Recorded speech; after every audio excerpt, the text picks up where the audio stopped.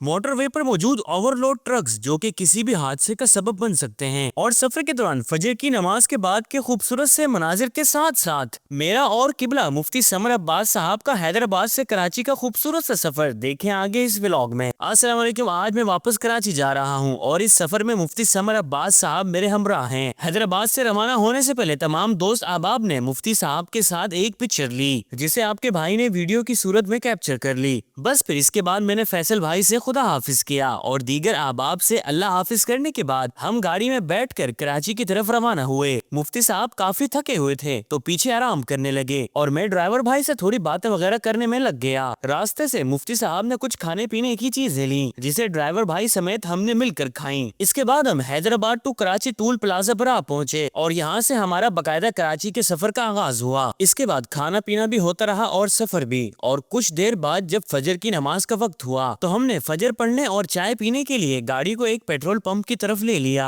जहां गाड़ी से नीचे उतरकर वजू करने के बाद हमने इस पेट्रोल पंप पर मौजूद इस प्यारी सी मस्जिद में नमाज फजर अदा की। नमाज फजर अदा करने के बाद हम बराबर में ही मौजूद एक होटल में आ गए, जहां हमने मजेदार सी चाय पी और एक मौजू पर आपस में गुफ्तगू की। और अब आप कमेंट्स में ये मत कहिएगा कि हमने ड्राइवर को चाय नहीं पिलाई। हमने ड्राइवर भाई को बहुत कहा, लेकिन उन्होंने कहा कि मैं चाय नहीं पीता। खैर, चाय पीने के बाद हम वापस गाड़ी में आ बैठे और अपने सफर का दोबारा से आगाज किया। और अब आप जरा ये खूबसूरत से सुबह शादी के मनाजिर देखें। वाकई ही सुबह के वक्त हर चीज अल्लाह का जिक्र कर रही होती है। रास्ते में बड़े बड़े मिट्टी के पहाड़ दिखाई दिए और ये ट्रक भी जो ओवरलोड हुए हुए थे, जो कि किसी भी बड़े हादसे का सबब बन सकते हैं।